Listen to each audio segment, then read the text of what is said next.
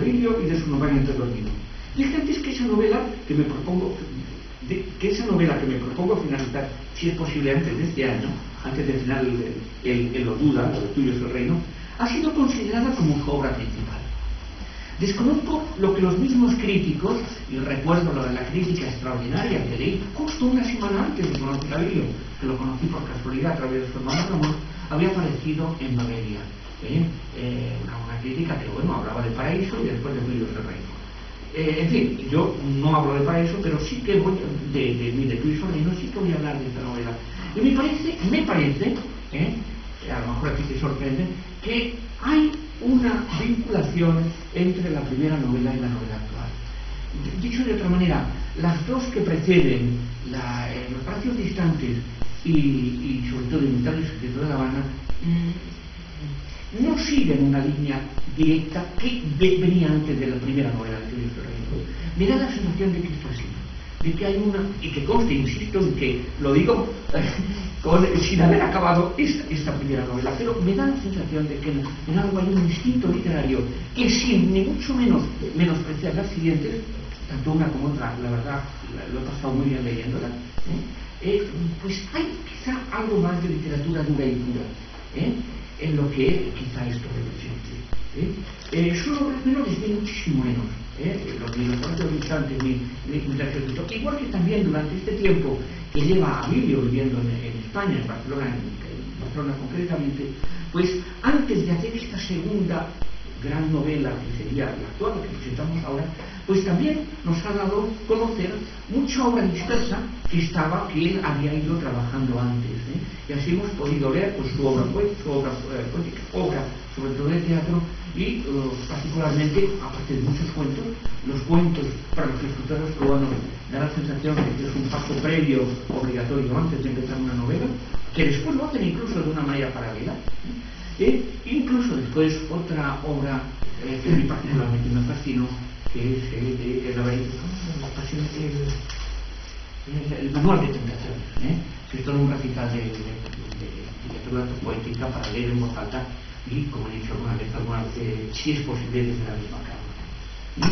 Pero tenemos ahora en su última novela, una obra redactada entre la calle Valencia, en Barcelona, y la pedanía de Sant Jordi, el barrio de Palma de Mallorca, de Palma, ahí donde aterrizan los aviones en su llegada a Mallorca. Lugares ambos que le permiten presentar un panorama cubano, quizá algo distinto de sus obras anteriores, especialmente de la primera. Pero no creo que eso sea importante, máxime cuando en esta obra ya no es Cuba, más que La Habana, el espacio exclusivo donde acontece la historia o las historias. Por una vez, ese espacio es contemplado bajo la mirada, bajo los deseos, bajo los sueños, hechos o no realidad, de todo un elenco primoroso de gentes que viven tanto en el sur, léase en la isla, como también en el norte, digamos en la Yuma, que es el término con que los cubanos denominan vulgarmente a los Estados Unidos. Abilio, sin embargo, no hace uso de ese concepto, nunca, y lo podría haber dicho.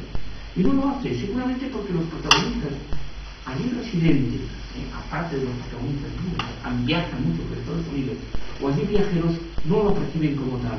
No únicamente acuden porque quieren, sino porque en ningún momento emiten la más despectiva de sus opiniones sobre ese gran país. Cuba y los Estados Unidos, y aquí la coordenada espacial muy sutilmente reflejada en la cita inconsciente, no es consciente, que hace el autor, tanto en su dedicatoria como que son a sus seres íntimos de la isla, que curiosamente hoy moran en otra isla, como también en los agradecimientos, gentes de apellidos hispanos, italianos y catalanes, que le han permitido moverse fluidamente por la amplia geografía de ese mundo tan enorme como es el de los Estados Unidos. Una doble coordenada de espacios que se conjuga con una mayor, si cabe, coordenada temporal, un espacioso periodo de tiempo que abarca más de 100 años, desde el último cuarto del siglo XIX hasta prácticamente la Cuba de hoy, la Cuba del post-fidelismo. Es de hecho la historia de la propia nación, desde que la isla desplazara a los españoles tras sufrir los oprobios de nuestro querido paisano don Valeriano Beyler y Nicolau, a quien Abilio describe como ese abominable mallorquín, también Marqués de Tenerife. La verdad es que entre el mallorquín que nosotros, bueno, que aparte los mallorquines elogian sencillamente porque lo desconocían, en cuya casa natal precisamente Avilio nos ofreció una muestra de su obra, y el Baylor que se sufre y que se conoce en Cuba realmente está en una distancia realmente impresionante. Sería bueno convocar a historiadores o a la gente cubana para que nos hablaran del famoso Baylor, en lugar de la imagen que tenemos nosotros. Bueno, pues aparte de todo, con ayuda obvia de este desplazamiento que no se produce sencillamente con la historia de los mamises, sino también hay que reconocerlo con la ayuda previa de los vecinos del norte, hasta que a partir de 1902 Cuba empieza o pretende constituirse como un estado soberano.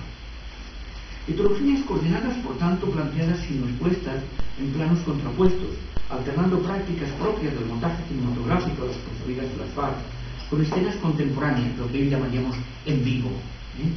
De hecho, en ocasiones, al leer las sucesivas historias distantes, distintas, he pensado en las estrategias o el lenguaje empleados cinematográficamente, y cómo no, pues ha sido prácticamente inevitable asociar la lectura pues con una de las últimas películas vistas y que plantea precisamente una nueva forma de ofrecer un lenguaje cinematográfico, me refiero al del famoso La soledad de la cineasta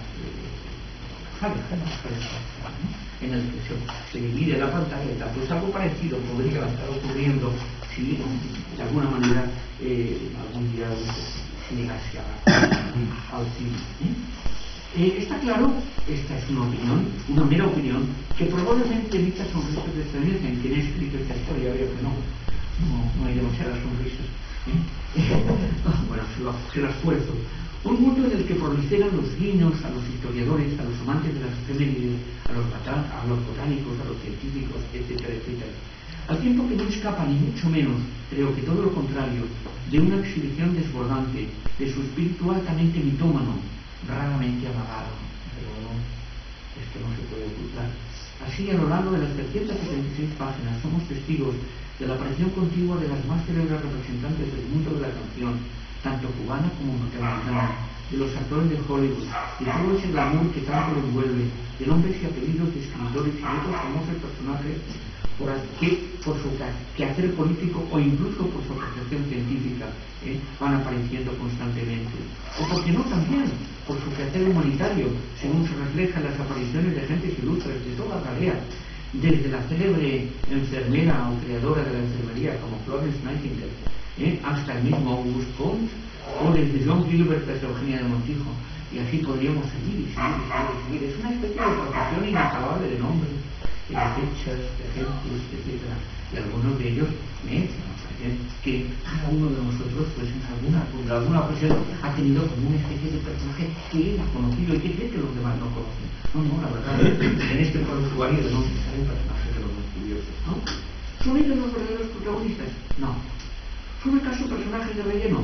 Tampoco del todo, notador, podríamos decir, utilizando el inglés que tanto utiliza Avilio también en la novela, citando algunos escritores mexicanos. ¿Saben por qué están ahí? En medio del discurrir del tiempo y de su historia. Vamos, como lo que escribiera Pedro Guerra y que después Ana Valera inmortalizar en la canción Lo de la Puerta de Alcalá, ¿no? Los verdaderos artífices, los que manejan los hilos de esta epopeya, es un grupo familiar de gentes cubanas, de gentes humildes, que conocen, sufren o gozan de diferentes suertes. Unos han cruzado el mar, otros siguen soñando en llegar a hacerlo. Son personajes de nombres literarios verdaderamente fascinantes. No los voy a decir todos, ni mucho menos, pero sí me veo obligado a citar algunos, como José de Lourdes Godínez, el coronel jardinero, que quiso ser general precisamente en el mismo cuartel donde estuvo viviendo, me parece, el padre de Avilio, el patriarca de la saga, o de María de Megara Calcedonia, el personaje que más quiero de la obra, que en su vida, durante la Guerra de los Negros de 1912, he disfrutado leyendo en su paraje de la Guerra de los Negros de 1912, con su niña encima, pues logra escapar y logra sobrevivir, y para cambiarse de personaje adopta el nombre del único ser que acompaña vivo, que es una placa que se llama mamina.